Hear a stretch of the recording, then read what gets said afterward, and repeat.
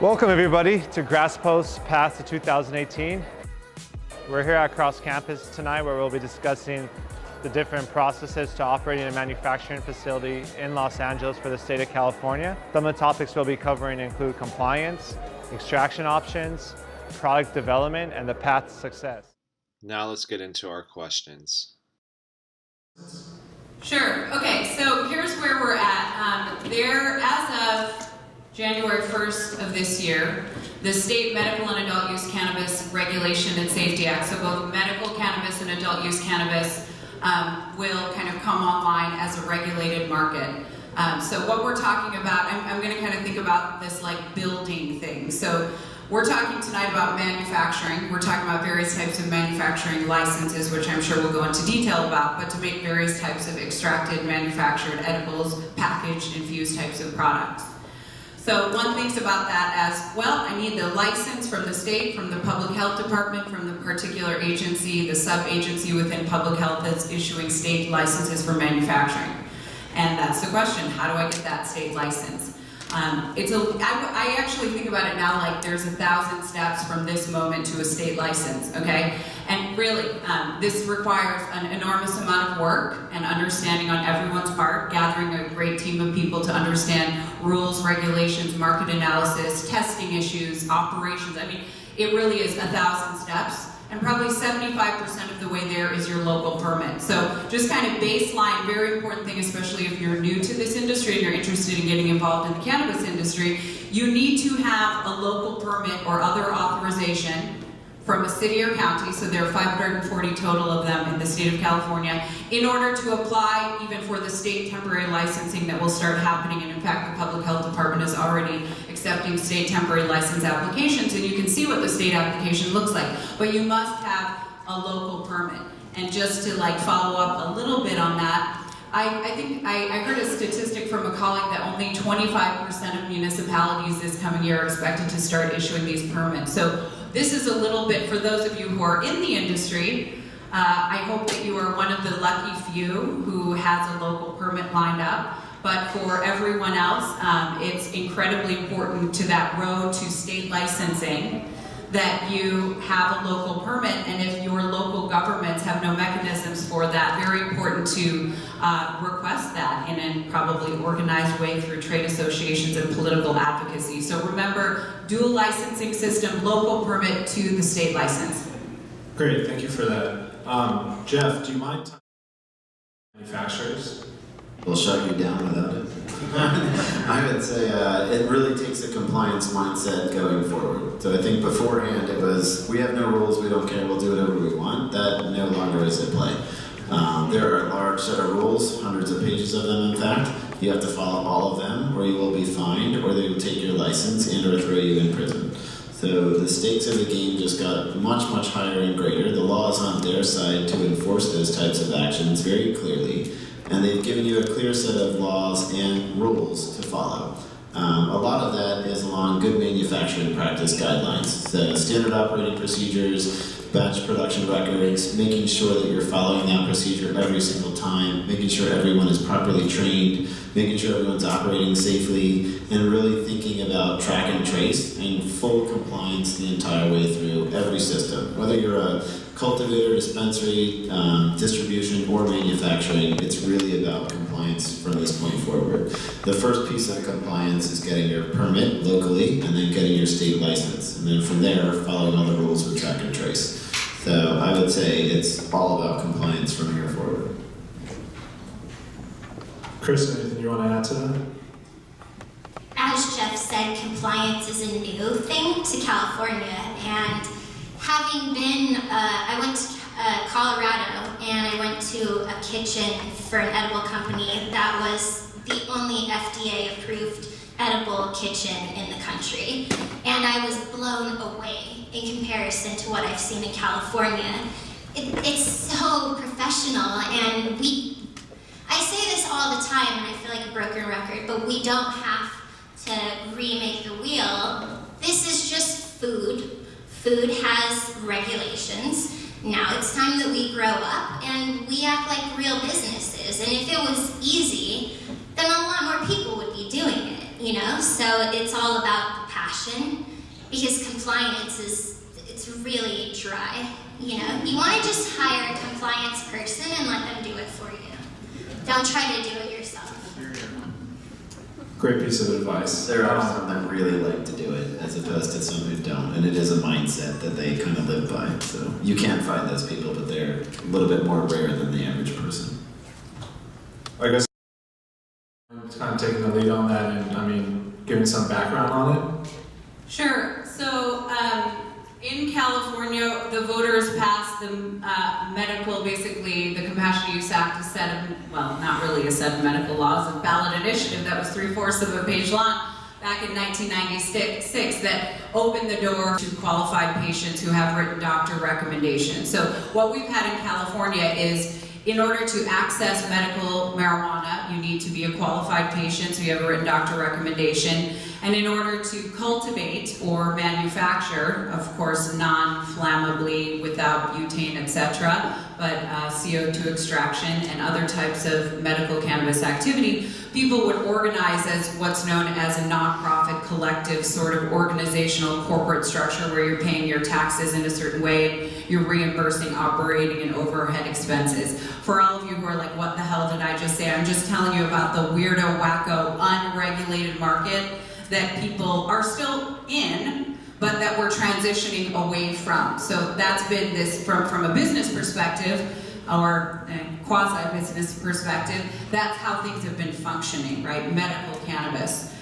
In November 2016, when the voters then passed the Adult Use of Marijuana Act, and then the governor wrapped up the medical and adult use program. So now, as of January 1st, people over the age of 21, and this is, I'm talking about it from a business perspective, will be able to buy adult use cannabis, but only from dispensaries that are both locally permitted and state licensed to sell adult use marijuana. So we're seeing kind of largely on some level a consolidation of both medical and adult use. I mean, they're all kind of under one regulatory program, but what we've had is medical. What we're moving into is regulations around both medical and adult use. And for medical and adult use, there are differences in terms of the milligrams, and dosage amounts and THC amounts depending on the products and some other things, but largely both medical and adult use are fairly aligned.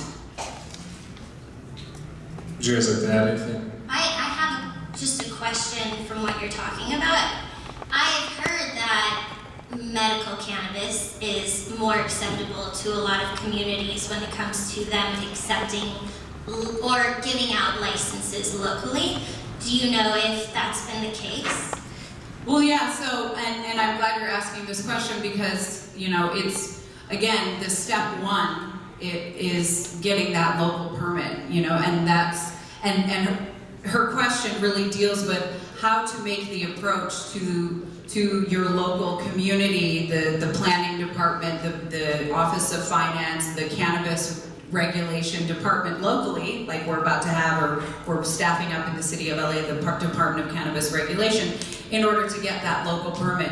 And so what is more viable, and what are locals more kind of into and acceptable of? It is indeed the case that medical cannabis, absolutely. So there is a thought of, and we've seen this in a number of communities and from clients, where you apply as a medical cannabis, you know, as a medical cannabis business, and then like what happened recently in Long Beach, then Long Beach passes an ordinance, or they had already passed a taxation ordinance to tax adult use, and then basically businesses that have medical will be able to easily kind of transition into adult use. We're seeing the same thing in the city of Los Angeles for Prop D dispensaries that are, it's a long story, but you'll see a set of dispensaries in the city of Los Angeles that will receive a temporary approval from the city department for both medical and adult use. So it is a way to sort of like get your foot in the door a little bit and then have a kind of more comfortability, because as they see that, well, we're not so scary, and a well-regulated cannabis environment can actually be a boon to the local economy, to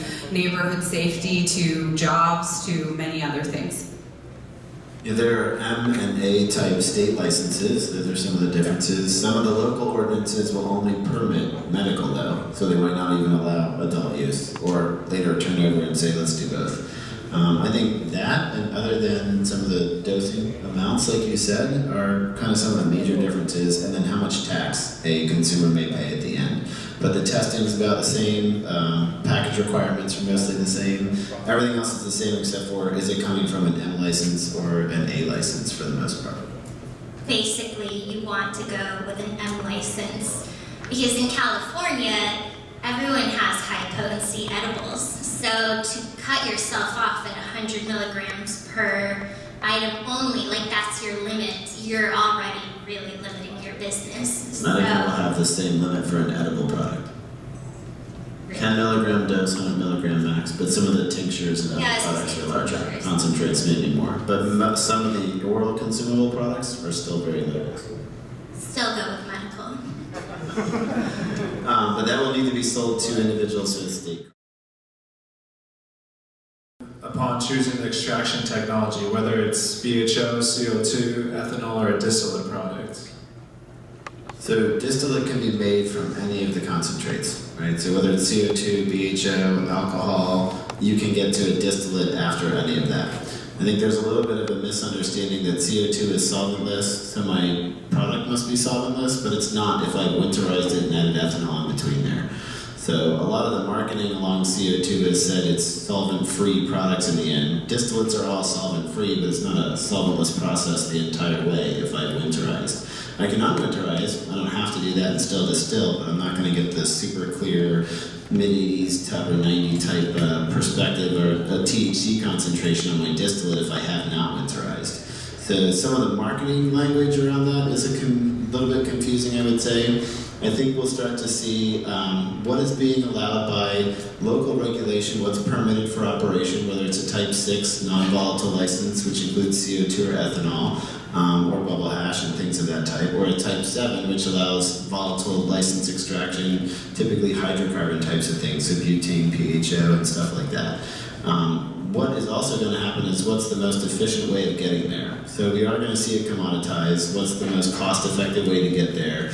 If I'm going a lot slower, my process isn't as effective, it's going to be more expensive. And I think this is mostly a disposable income type market. People won't pay for that. So you do need to consider what's the end game, what's my end product going to be, how much might I be paying in all the other pieces to get my product to market, whether that be hardware, packaging, all the other considerations it takes, and what's my market position? Am I trying to be a commoditized product or a highly, specialized top tier type thing where I say I'm going to charge a lot more for it?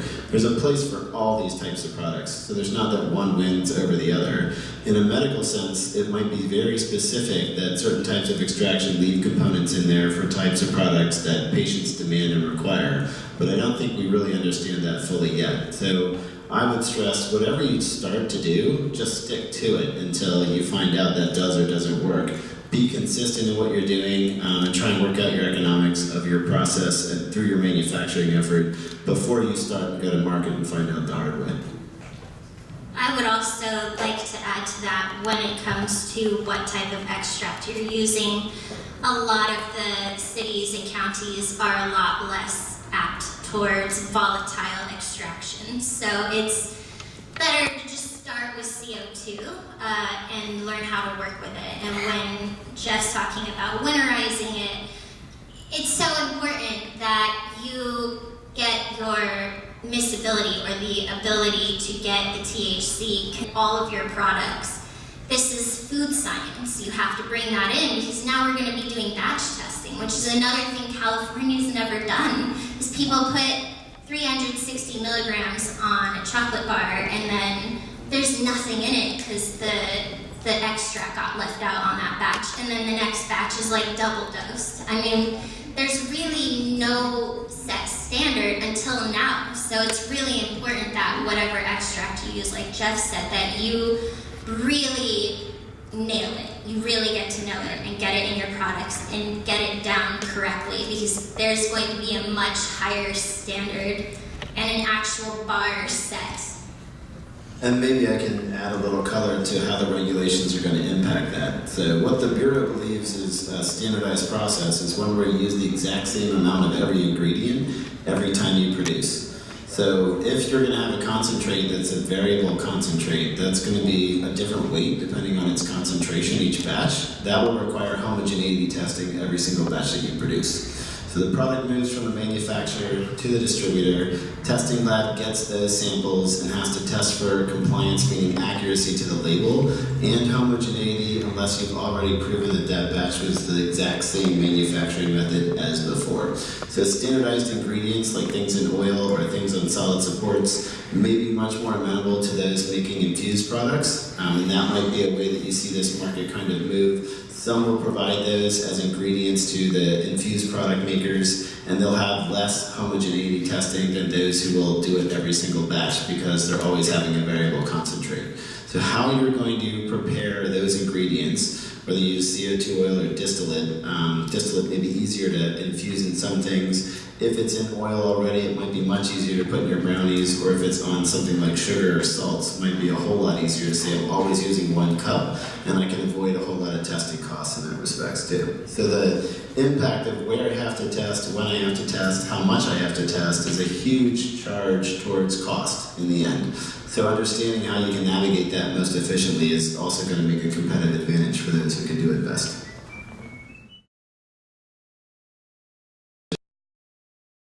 Yeah, and so maybe this is a good way to kind of speak to this, which is the challenge of what happens if I don't have a local permit and I've got a small, let's say, edibles business today, and I know that the startup cost to put together that sort of project, when I kind of look at everything that goes into a local permitting process and state licensing process, is 1.25, maybe on the lower end, 750,000 if you're lucky. And I can break down why we kind of give those numbers out, but it's for people to get realistic about what this looks like. Okay, so you're a small edibles maker and you're like, I don't really have that sort of a capital. How do I approach this? Can I work with, like, what's the option for me? Can I take my intellectual property and basically sort of enter into some sort of an arrangement with someone who has a permit so that they will produce the products for me, and they will all the license holders will keep title to it, and I will be paid some royalty or other sort of an arrangement.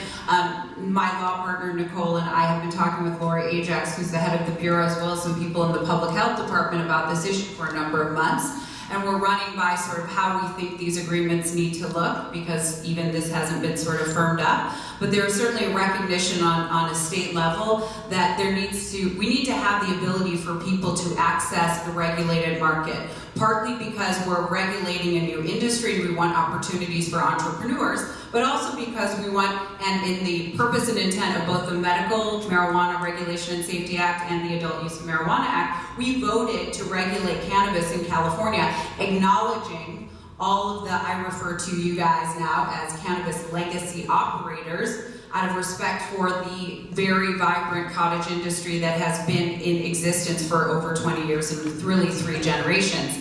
And so in an effort to try to allow for access for entrepreneurs to the market, there have been creative fixes that we're looking at. One thing is, and actually today it was once again kind of re-announced by Public Health, this new S license, which is a shared space sort of a license that is forthcoming through some sort of emergency rulemaking process, I think maybe in the next couple of weeks or so. But, you know, I think that's been some feedback from operators or entrepreneurs trying to figure out how to best approach this. Did I answer your question? You certainly can do it. It's done in other states. It'll be able to be easily done here through contracts, licensing agreements, and just, you know, saying you do this part and I'll manage that part. I'm worried a little bit about the S type of license because of contamination and product recall.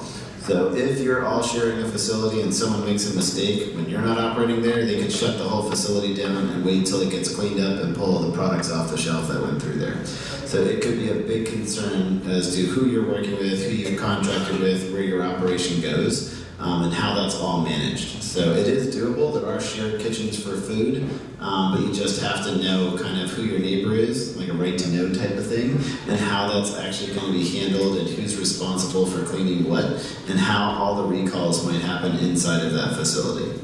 Can I just follow up and say one thing?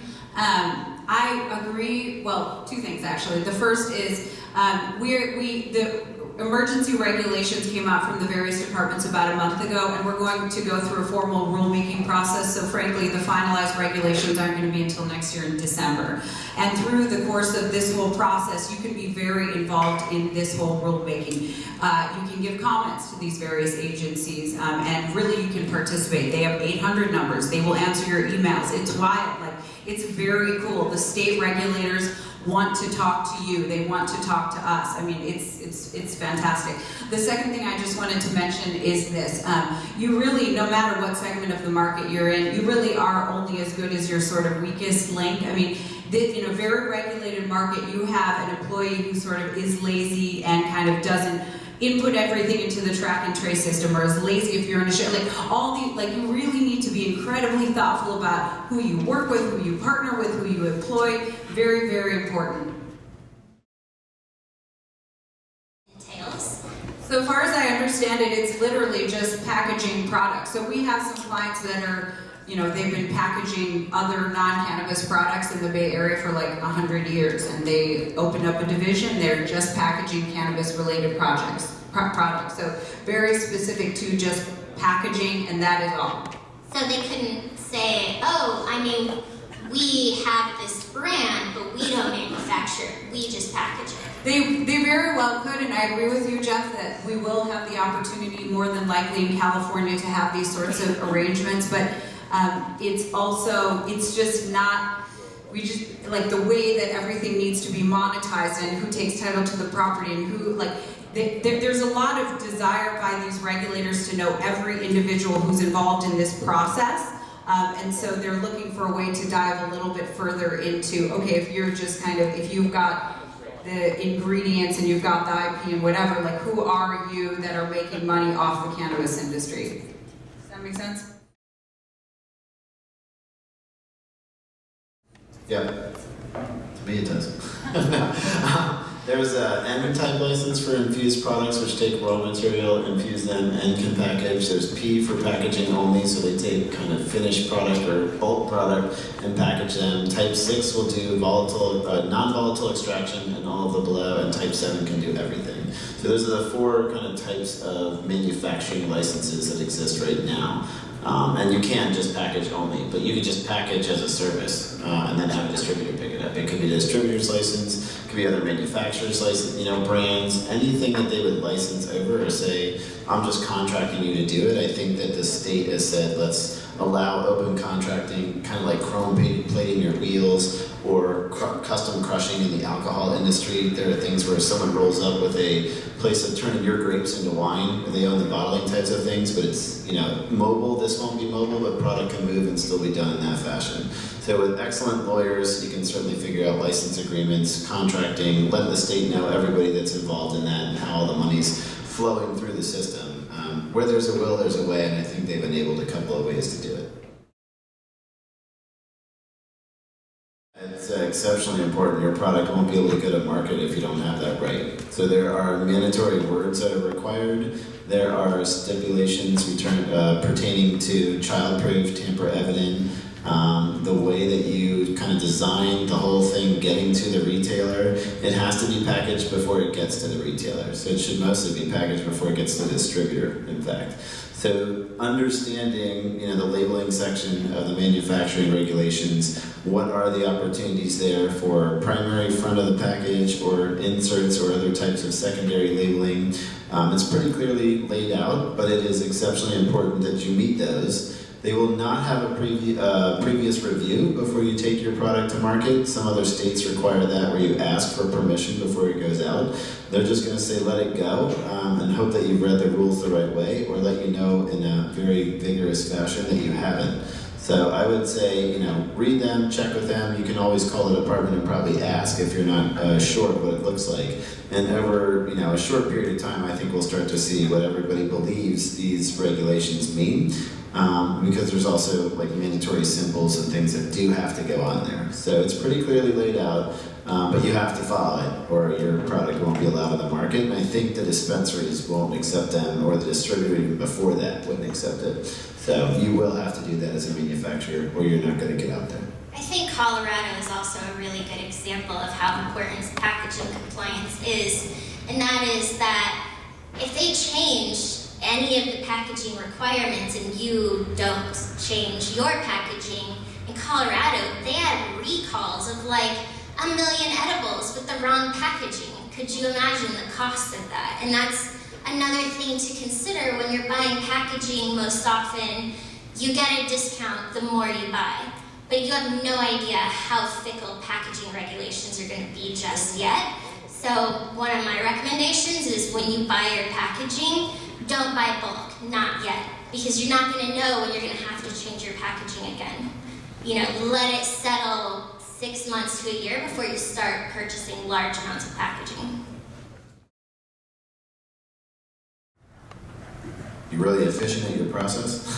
Over time, you can hone those. It's a little bit of garbage in, garbage out. The better material you start with, the more likely you'll have better product coming out the other end.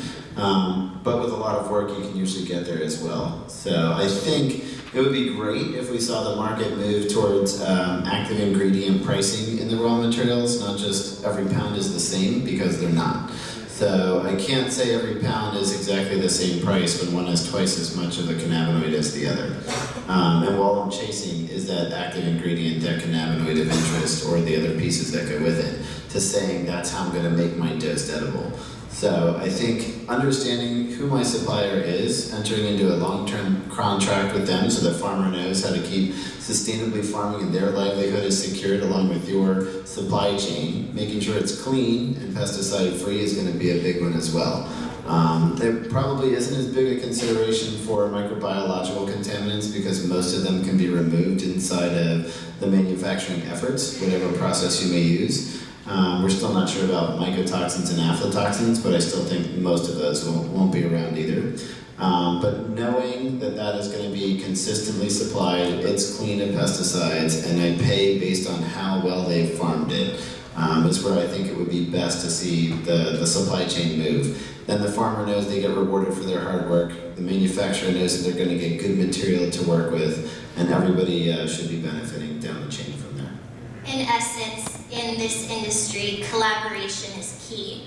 For the cost of starting up, or for the cost of setting up your building, or finding your building, or the lawyers or compliance, if there's a company that does something better than you that you could work with, or if there's a company that has goals in alignment with you, don't rule out you being the only license holder, because you might not even get a license in that case. So I think it's really important for companies that are doing extraction or doing infused edibles is that you, network. You have to network, and you really need to form strategic partnerships where both people benefit, because growers have gotten the really crappy end of the stick in like every way possible. So in this industry, if you want a good grower that's going to give you quality and actually cares, you have to take care of them.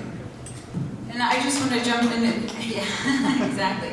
That it's been the case that because of the quasi-legal nature of cannabis in the state, and of course cannabis is still 100% federally illegal, Schedule I, these businesses and people have been very siloed.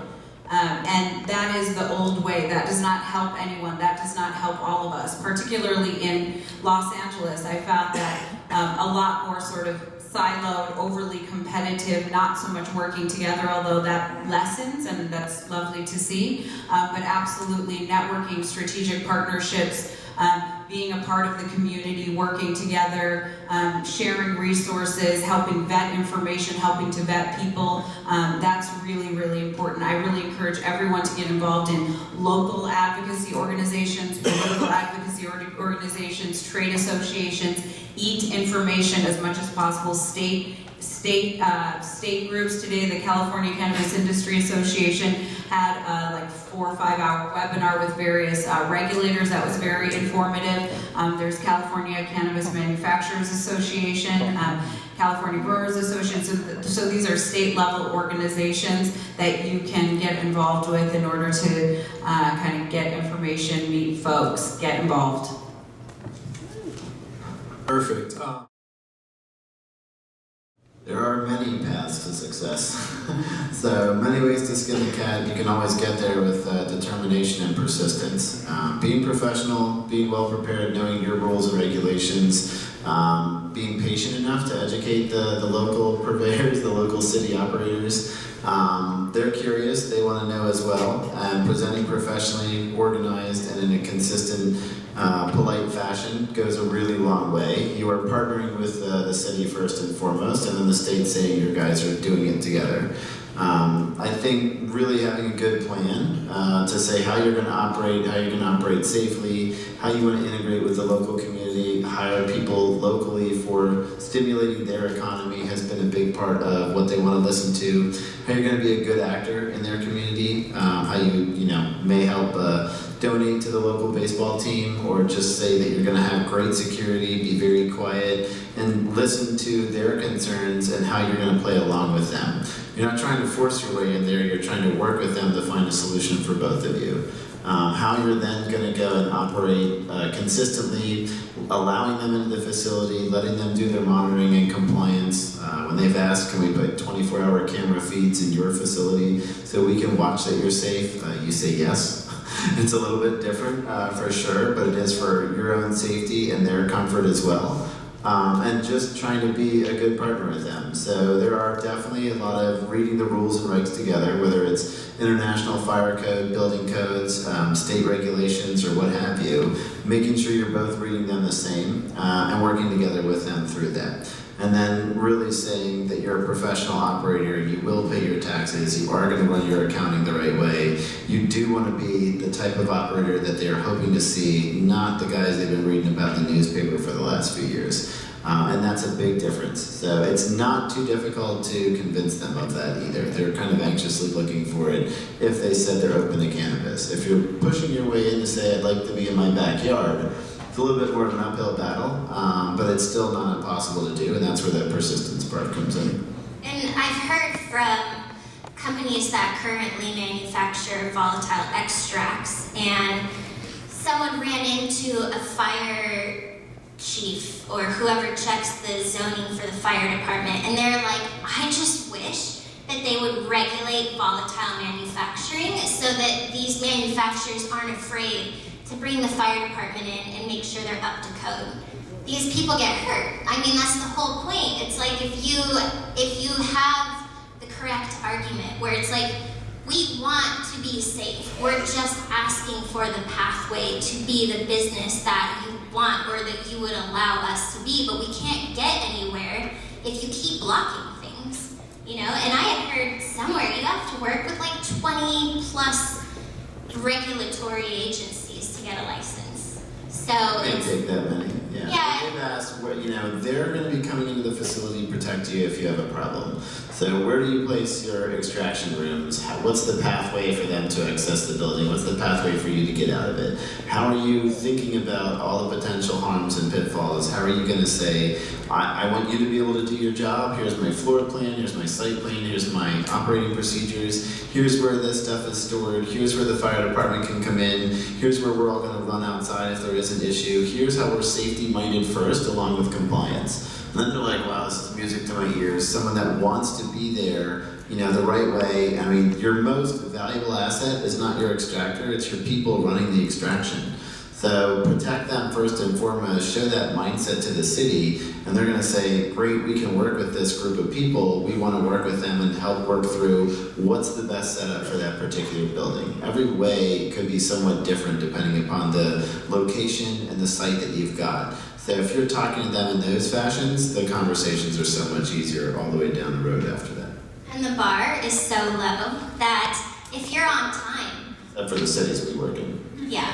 Well, for a lot of cities, they've only seen this as crime, a criminal activity. So their bar, their expectations are incredibly low. So if you go in there dressed professionally, speaking professionally, you'll get so much farther than if you were in a professional industry where that was expected. But absolutely true. You don't even have to try that hard really to get respect right now. So it's worth putting some effort into it.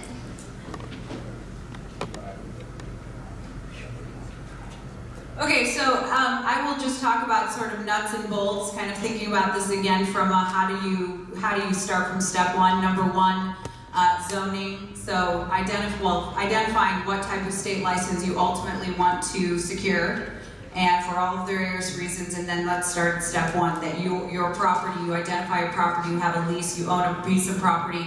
I refer to it as a green zone, so they allow that particular type of manufacturing activity. In the city of Los Angeles last week, for the first time, this is a very historic moment, we finally passed a set of rules to regulate and permit or license cannabis businesses. This has never been the case, and I know that's shocking to some people because you see all of these businesses that are cannabis related operating in the city of LA, but the city still has not officially issued its first cannabis permit. So we finally passed zoning, rules and regulations, and cannabis procedures. And so in a well-organized municipality, and soon we are about to have a very hopefully well-organized state regulatory system, all of the things that these folks next to me are talking about in terms of premises diagram and security and kind of working with local governments, you can see in the zoning ordinances and then on the city's website and cannabis portal, if it's a well-done one, like again, I'm going to refer to Long Beach just because they've got a pretty clear set of rules on their website as relates to manufacturing. The fire safety or fire chief loves cannabis businesses because they want the jobs. And there's still real estate there, I think. But you can see zoning and then what kind of permitting process and what phases it will take to start your business. So kind of really, I just want to echo being very well organized and understanding everything that's involved, all the professionals, all of the regulators, all of the local folks, to kind of get yourself up to that local permit and state license. Could you update us on where the state is following with vertical integration and having multiple licenses? So there is no restriction on vertical integration. Vertical integration I'm referring to as, so there are 5 main types of cannabis businesses. Dispensary, type 10. Delivery, which is the non-storefront but dispensary type of model delivery service. Then there's distribution, which also authorizes you to transport. Cultivation, many sorts, indoor, outdoor, blah, blah, blah. Manufacturing we're talking about today. And then lab testing. Lab testing is the only type of state license which has to be a standalone license, meaning, and I refer to that as, you can only own that type of a license. You can't own in any other sort of segments of the cannabis market. So there's no restrictions on vertical integration. There is a restriction where one person, and now I can't get too deep into the weeds on this panel, but happy to chat with you about it a little more if you want. When it comes to cultivation, only one person or one owner owning only one 22,000 square foot indoor or one 22,000 square foot greenhouse or 1 acre outdoor. So there's some limitation, kind of, and maybe less so on cultivation, but no restrictions on vertical integration whatsoever. So I'm next. I have like 3 questions. I can sneak in maybe 3. They're quick. Well, actually none. But I have a problem with the packaging because you can't see in those packages, and I need to see the end result. Do you know what I mean? So when you're putting something in, whatever, you can't see if the machine was proper, correct, effective, or faulty or defective. So you're depending on sending it out, and then the patient would open it up and something is in here. So I have a problem with that. The other thing is, I don't trust labs. I don't know anybody who trusts labs. And you're putting their whole career in somebody's lab, and it comes back to want you and make you liable. And the last question is, what about CBD? How low are the fees of CBD in comparison to THC? Let me address the packaging first. It sucks that you have to use opaque packaging, but it's going to be a requirement, this is exactly what you need to talk to the state about. Like, these are the things, is to go out there and express your concerns about such a thing. As far as the labs, having managed an edible company, that's so true. I mean, it's crazy that they don't standardize lab testing procedures so that every lab is held against the same standard. I might be slightly biased, but I did work with Jeff and the workshop for 5 years, and at an edible company, I would test the other labs by sending 2 pieces of the same product, one after the other, to see A, their consistency, B, their consistency in comparison to other labs. And they were like the only consistent labs. So this is not like a plug, it's me honestly telling you there are good labs out there, but it's really hard to find them. And then as it relates to CBD or THC, I think more of the question is what about CBD extracted from the mature hemp stalk? And no, so CBD versus THC. No, it doesn't matter. If it doesn't, it's all regulated by the same agencies. You have to follow the same rules. It doesn't matter at this point. No difference. Market may say CBD is twice as expensive because there's not a lot of it being cultivated. And you also will not be permitted to bring hemp products into the regulated system. It has to be tracked and traced from seed to sale. So it'll have to be grown in the system and be cannabis, but not hemp that is, you know, extracted to single molecule isolates and imported in as an ingredient. Not yet. I want to ask from Ariel and you, the city of LA, I heard the city of LA is working on some rules and regulations to eliminate the cash business altogether. Have you heard anything on that? That would be awesome. Yeah, I know that there's been some discussion among some of the council members to eliminate the cash business. I don't know if like Ruben is here, who's the executive director of our organization, can speak to that in more detail. I think find him afterward, but that's a conversation that's being had. I also know that City Council President Wesson said a couple months ago that we were going to create a city bank to accept cannabis cash, so who the heck knows? I have another question. In going for a micro business license, is it easier if you eliminate the manufacturing and for testing of wrong in that group anyway, but eliminate the manufacturing end of it, does that make the path easier for licensing than getting a So you guys, micro business state license entitles you to dispensary, which can either be storefront dispensary or delivery, cultivation indoor up to 10,000 square feet, manufacturing type 6 or below, so you can't do manufacturing type 7 with a micro business license, and distribution, which Lori said today during the seminar, yes, you can distribute other people's products, so that's pretty cool. Your original question though was, is there some reason not to do manufacturing? Oh yeah, so that's 4.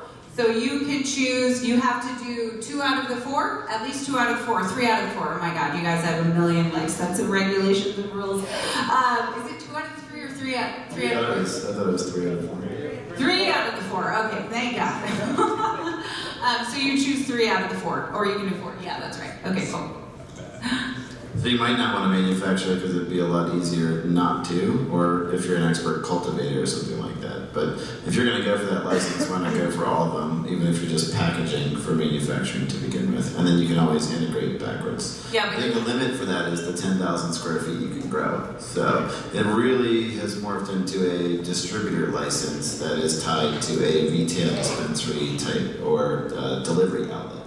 So I think we'll see that morph mostly to that type of piece. The other parts would be more of a headache as you're trying to manage all the logistics of that and can only grow 10,000 square feet. Hi, I'm a manufacturer. We're actually have an application right now in process with the city of Long Beach, but we're facing a couple of obstacles we didn't anticipate. So my first question is related to sort of the flexibility that cities will give you in and of their own regulations.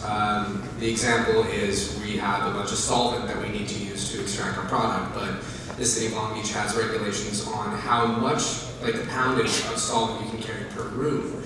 So something that we're not sure about is the relation of how much we can, construct. Can we construct rooms inside of a space and say that each individual room holds solvent? We're not sure about the specifications of the regulations that certain cities have put out. So how do we kind of manage our way around that? There are limits to each of your control areas as to how much of which type of flammable solvent you can have where. So you can build around that. There are probably limits, and it's really up to the local fire marshal but they'll feel comfortable depending upon the solvent type, how much you have, and where you're putting them in each of those rooms in that whole facility. What are you close to? What are you not close to? How are you going to design the whole thing? And how much of which of those are you going to put where? There's a lot of potential solutions for that, but they will try and limit those, or they'll have you get different types of occupancies. So you have to talk to them about what they want to do. Cool, thank you. And then my next question is sort of related to specifics in manufacturing. We're focusing on a pesticide remediation process, meaning we're not really using butane or ethanol, things like that. We're only using a couple of specific compounds, and we only have, we're not doing volatile extracting per se, but we are doing filtration using volatile chemicals. So how do we kind of differentiate that to the city council or to somebody who may look at a compound or, something like butane or CO2 is all the same, or not CO2. The law says the extraction, right, separating the cannabinoids from the plant material has to be in a closed loop system that's stamped, and which solvents you can use under which types of manufacturing license. It's remediation, it didn't talk about a specific type of approach, but you'll have to worry about residual solvents and what's left behind in the product, and then the solvent limits are what you're going to run into, given the city. So those types of approaches, while they may work in the benchtop, may not scale very well or be efficient at scale, and that could be the problem you run into. You said that most of the burden is things have to be tested by Everything has to be tested now. Every product going to the retailer. every product. Now, then it's the growers and the manufacturers before they package it. Obviously, they have to be tested. It's not mandatory that they test, but the smart business person would do so, because you're not going to want to hand it to a distributor and find out you don't meet the label specifications. Well, you just said we should do everything correctly, so we're in good size of the laws and everything else. So, considering that, now all the products have to be. Then the burden is on the grower and the manufacturer.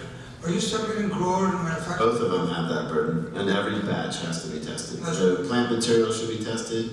If I'm going to extract it as a manufacturer, I'm going to check for pesticides before I take title to that material or bring it in, so that I don't have the problem downstream and get left spending the money for something that's contaminated. Exactly. As per the selling in retail, which whatever it's called, dispensaries, they get packaged products. Only packaged products will be able to move from the distributor to the dispensary. So the retail outlets and anything delivered from them will have to be packaged and meet testing compliance before it goes there.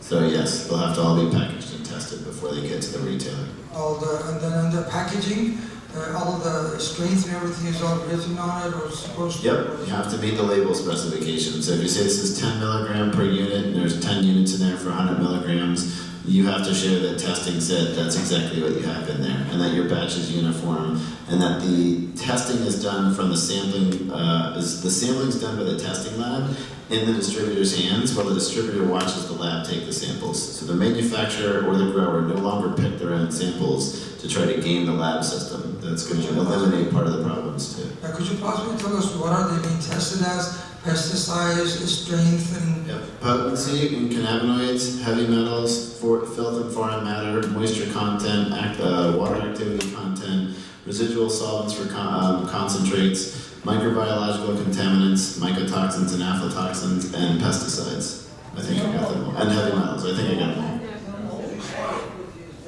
That's the microbiological contaminants, but there's no mold on the flower. That's a visual inspection up to. It's aspergillus and certain types of pathogenic microbiological organisms or whatever required. if something is faulty, is it who's responsible for the testing? That might come down to the contracts between them. Now, the lab should be able to show that they can validate with a backup sample that that was actually the way that that product was contaminated or was faulty. But the distributor very well may not pay for product that doesn't pass through testing. So that might be why you would want to say, I've pre-tested to show you that it was okay. Who's responsible? It's whoever's holding that contract that says who's holding the bag. This Would be anyone. more of a market sizing question. So how many testing facilities licenses are in LA going to be, and how many manufacturers? Not enough. So they have, I think that's the easy answer. So the state called and said, dear God, please set up more testing labs. We know that there's a problem. We know there's not going to be enough of them. The Laboratory Association kind of loosely has maybe 10 or 15 of them, or thereabouts in California.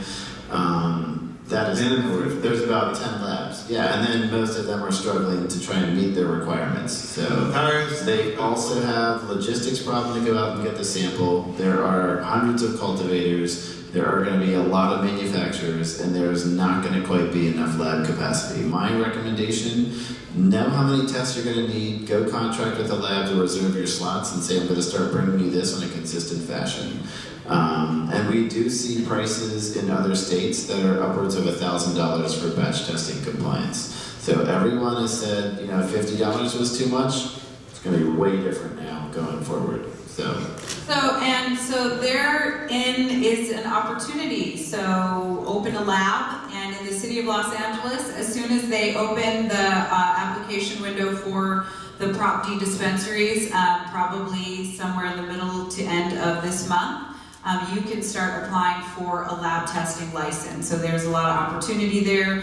The maps are up on the city's website. I would still vet that through some sort of zoning service, but you know, that's a bottleneck. We need labs, bad. With the labs too, I've seen, I don't know if this is the same with the state, but in San Diego and other localities, they have zero limit on how many licenses they'll give out to labs. Yeah, they're pretty open now. But they are requiring, the state is requiring that labs be ISO certified in California, and that's an 18-month process or something. Yeah, it can take upwards of a year. So you have to be 17025 accredited by a nonprofit independent body.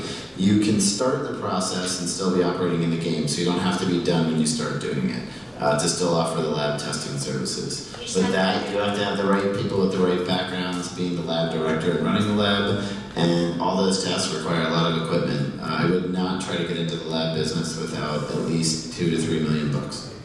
What about mobile testing? I don't think there'll be mobile testing, there'll be mobile sampling. So you can't move all that equipment around and expect it to be calibrated and validated all the time. But the samplers will go out to the distribution points and then transport the samples back to centralized labs. And how many manufacturers licenses would there be in LA County, roughly? There's no limit in the city of Los Angeles. It really will be limited by zoning and also by who the city council member is and how many cannabis businesses he or she wants in their area. In LA County, which is a different municipality, we're probably going to see a draft ordinance in February, and they won't start accepting applications until June of this next year.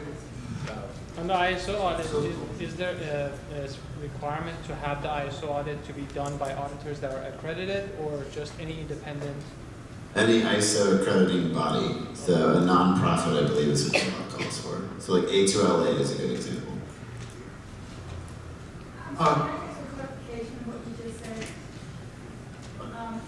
You need a license locally, and then you said LA County. So how does LA County trump the local? It doesn't. So cities and counties, just think of them as almost interchangeable. So in LA County, unincorporated LA County, they have a board of supervisors, and the board of supervisors and their code governs LA County. Then within LA County, there are 89 total cities. The city of Los Angeles is one. So I'm just saying, he said in LA County, I responded first LA City, and then LA County. That's all. Those are two different municipalities with two different sets of rules or regulations locally. So you need a license in LA City, and you need a license in LA County? LA City only or LA County, not an and. If you're not a city, you're the county. So basically, yeah. But just like check your property, and like don't like there are some properties that say Gardenia and it's actually the city of LA, or other places like, so just really like get professionals to evaluate, look carefully, don't trust what people say. So dispensaries can sell both medical and recreational under the same roof, correct? If they have that type of permit and state license. So a medical license is separate than an adult use, but you can have both medical and adult use on the same premises, so long as it's the same type of cannabis activity, Same business structure and same owners and some other criteria, yes. Now, will we allow manufacturers to do the same thing? Yep. And then the next question I had was, you mentioned that LA City is talking about putting a bank into place. Can I know which person or which agency is talking about it right now? It's the City Council President Herb Wesson, his office, that has been spearheading this issue. So the way that I would, if you wanted to track some of this, I would actually go on the city's website and you can find various files on cannabis. So like I'm signed up for like, well, a million different sort of like listservs that, okay, we've had a new action in the city of LA on cannabis today. Actually, today we talked about fees. Tomorrow we're going to talk about outdoor advertising and billboards and stuff like that. Seriously, that's what's happening. And I think I'm like signed up to like 7 different council files. So figure out which one is the appropriate council file and you can track that issue. Or join LA Campus Task Yeah, or Force. join our organization, LACannabisTaskForce.org, and we send this information out all the time. Okay, and then my final question probably won't be the most popular question, but will California be allowing synthetic cannabinoids such as THC acetate? So I think they're still working on the final wording in what is the definition of synthetic cannabinoid or not, because you don't want to allow spice-type compounds or things that were not found in the plant to begin with. So THC acetate is one the plant doesn't make, and for everyone else it goes across the blood-brain barrier a lot faster. Kind of difference between heroin and morphine, same idea. But that requires a regulated chemical to actually produce. So I think you'd have a hard time sourcing the raw materials and not having the DEA really watch you very closely for doing that. Any other questions?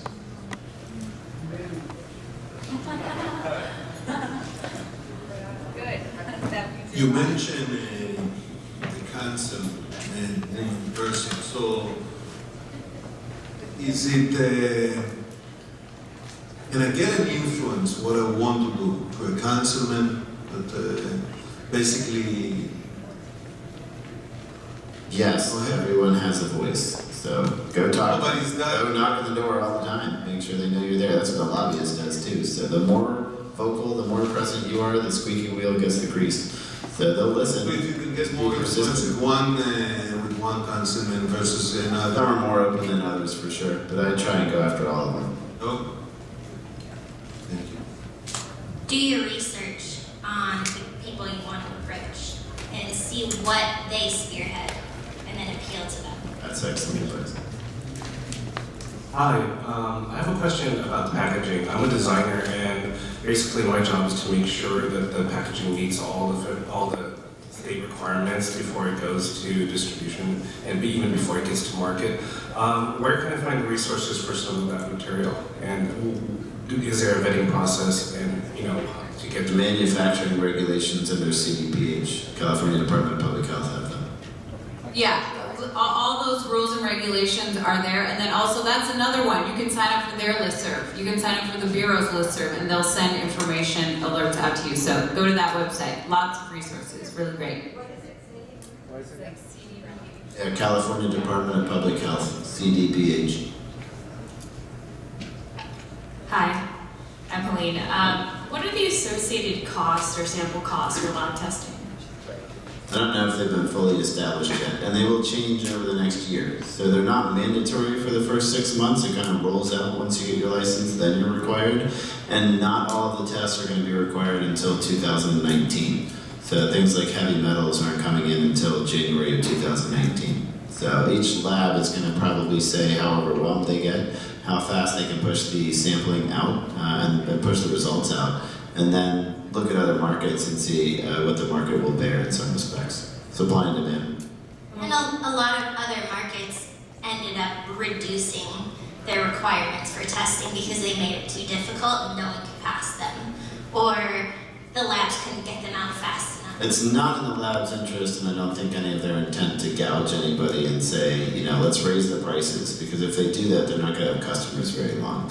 It's a long-term relationship. It's something that you're all working together to achieve. But it is expensive to logistically send people out, have them spend the time to go pick those samples, store all the sampling that that they have to store it redundantly after they've done the first test, perform all the tests to the level that's required, and it's a very technically challenging, highly expensive equipment type thing that you have to perform. And it's the hottest seat in the game next to the distributor who's got the most scrutiny. So if you get the product sampling wrong, if you don't have the right result, you could take someone's license, someone could sue you for that result. It's got a lot of liability insurance that has to go with it. It's going to have a lot of inherent costs. There's just no way to do it cheap. It becomes a technical commodity in the end, but if there's an absence of labs, it's just going to be overwhelming.